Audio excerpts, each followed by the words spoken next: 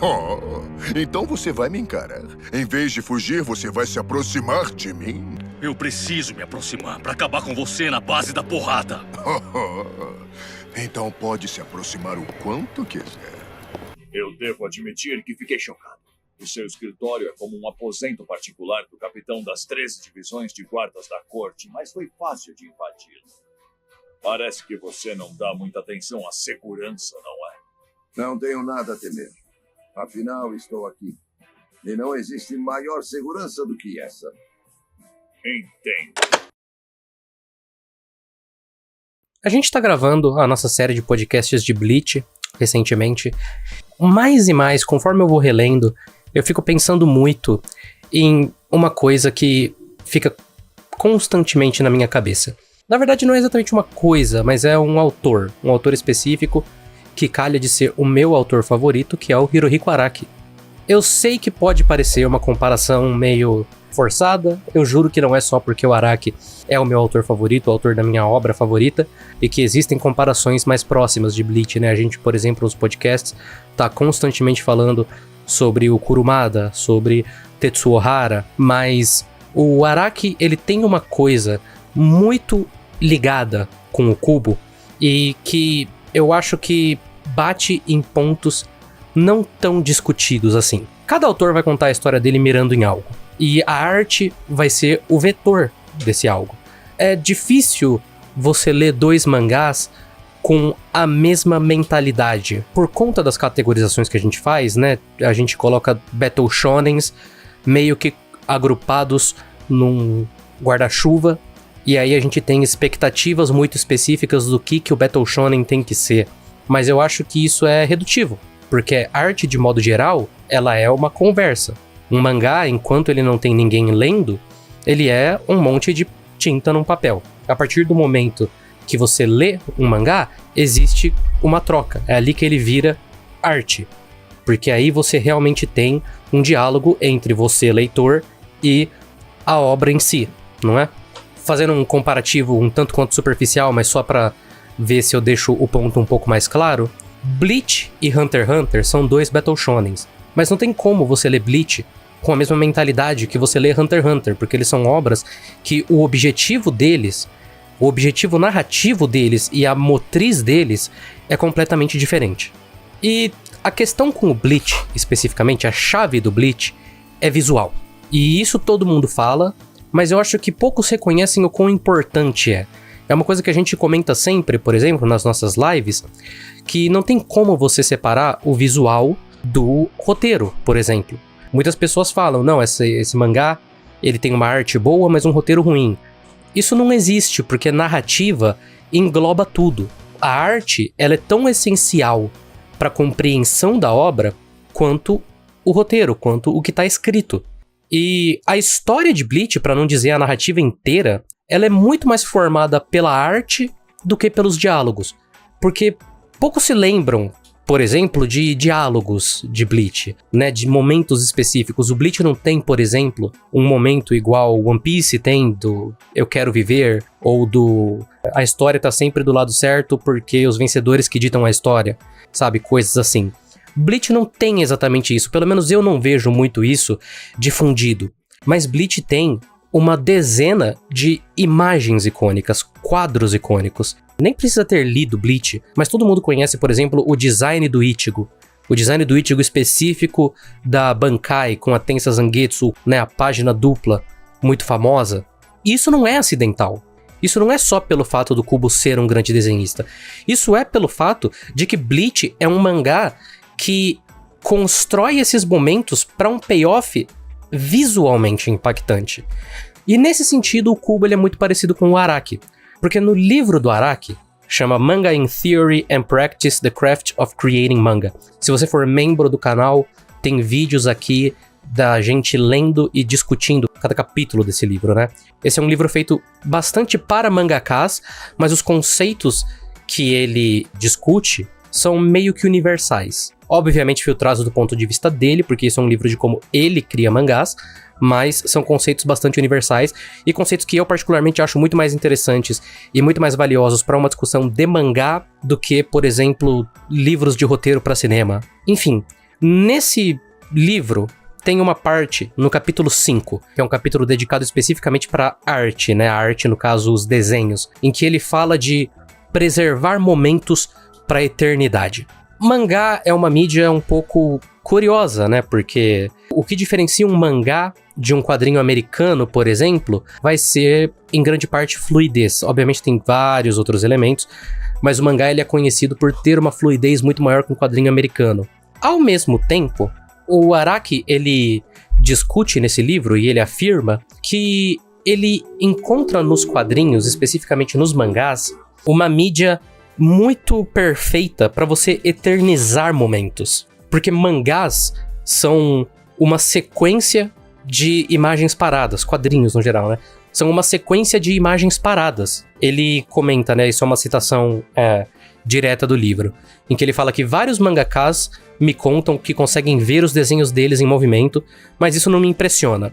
O que importa pra mim é que o desenho esteja completo. E isso pra mim liga muito o Jojo ao Bleach, de maneira direta, assim, porque isso obviamente também é replicado pelas influências do Kubo, né? O Kurumada, por exemplo, também é uma pessoa que o importante dele é a imagem estática impactante.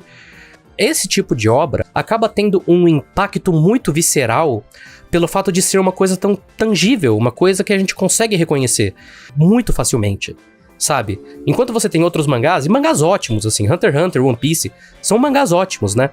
Mas que o objetivo deles é mais calcado numa construção, e aí você vai ter uns momentos obviamente muito icônicos também, mas não é algo tão tangível e principalmente não é algo tão replicável. Porque você vê, por exemplo, como Bleach tem uma influência muito gigantesca em vários outros mangás da Jump. E isso é pelo fato de que as qualidades do Bleach, elas são muito mais tangíveis do que vários outros mangás da mesma época dele, sabe? Eu não acho, por exemplo, que é uma coincidência que o Bleach ele começou a ter esse pequeno revisionismo dele depois que Jujutsu Kaisen virou um grande fenômeno. Porque as pessoas passaram a olhar pra Bleach dentro de um contexto histórico, né? Assim que virou essa nova geração e que a gente teve um hit claramente inspirado pela geração anterior, o Bleach deixou de ser um Battle Shonen infinito da atual e ele passou a ser material de referência. Obviamente que outros fatores influenciam. O anime do Bleach influenciou bastante nessa revisão também. O fato de que hoje em dia a gente tem tantos autores replicando e pegando inspiração no que o Kubo faz, torna o Bleach um mangá mais reverenciado. Ao mesmo tempo, isso conversa com uma outra ideia que eu tenho, e que eu até queria elaborar um pouco mais nela, que é o fato de que este tipo de obra, esse tipo de mangá mais visualmente impactante, um mangá que constrói a narrativa visual para você ter momentos-chave, eles tendem a ter mais facilidade em se tornar icônicos. E iconicidade é o que mais faz uma obra sobreviver hoje em dia. Esses momentos eternos é o que faz obras sobreviverem. Porque, como eu disse, eu posso pensar aqui em dezenas de quadros icônicos de Bleach. Eu consigo citar centenas de momentos icônicos em Jojo, por exemplo, né? Isso não dá só pelo fato de eu ser um grande fã das duas obras. Isso se dá pelo fato de que esses momentos, esses quadros, eles viraram muito facilmente replicáveis. Um dos motivos, eu acredito pelo menos, pelo qual o Jojo ele foi um grande sucesso na retomada dele, maior até do que como ele foi em 1987, é pelo fato de que agora a gente tem veículos na internet que permitem que estes momentos eternos sejam infinitamente replicáveis. Jojo, existe uma grande discussão se o Jojo ele é um sucesso ou se ele só faz sucesso pelos memes. Eu acho uma discussão um pouco estúpida, porque no fim das contas não importa. A questão é que Jojo se alastra e sobrevive por conta dessa narrativa visual, por conta desse foco em momentos estáticos preservados. E a minha conclusão, no fim das contas, é que o fato dos mangás eles serem uma mídia tão única oferece pra gente uma míriade tão grande de ângulos pelos quais a gente pode analisar ele, que é um pouco redutivo você ter um ponto de vista específico. Como eu disse antes, o guarda-chuva Battle Shonen, ele é muito bom pra segmentação, mas ele não é tão bom pra te dizer o que uma obra é. Porque mesmo se a gente for pegar outros 2 exemplos aqui, muito claros, né? Boku no Hero e Naruto, por exemplo. Um é claramente, diretamente inspirado pelo outro. São mangás com propostas narrativas, pontos e intenções completamente diferentes. Completamente diferentes. Então, eu acho curioso isso, porque, no fim das contas, ambos são igualmente icônicos. Ambos são Battle Shonens. Eles não têm absolutamente nada a ver uma coisa com a outra nesses aspectos que eu comentei. O Boku no Hero, ele, por exemplo, é uma obra muito mais visual, com uma intenção muito maior do impacto visual do que o Naruto, por exemplo. E eu acho que é um pouco redutivo quando a gente busca apenas fluidez, quando a gente busca apenas um tipo de sequenciamento específico dentro de um mangá, porque no fim das contas, é uma mídia rica demais pra gente reduzir ela a categorizações, sabe? Voltando ao ponto que eu fiz antes no vídeo, a arte é uma troca.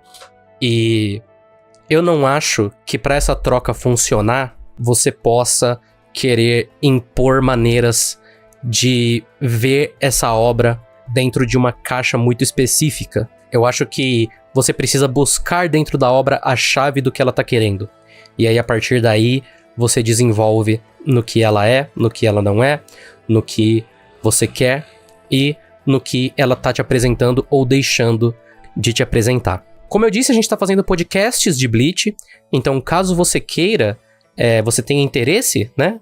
Você pode ouvir os nossos podcasts no Spotify. Eu sinto que as pessoas da live e do YouTube não sabem que a gente tem um podcast, porque a gente é muito ruim em marketar isso, né? Mas, por favor, ouçam os nossos podcasts de Bleach. Saiu 2 episódios até o momento dessa gravação. Deve sair um 3º ao final desse mês de junho. E eles estão ficando muito legais. Eu tô muito feliz com o resultado deles.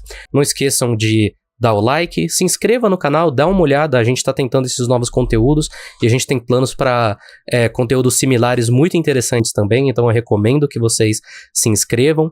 E se você gostar bastante da gente, por R$8 por mês, acredito que R$8, o Sukiyaki vai colocar o valor específico aqui, você tem acesso a vídeos exclusivos se tornando membro do canal, né? É isso, eu sou o Matheus.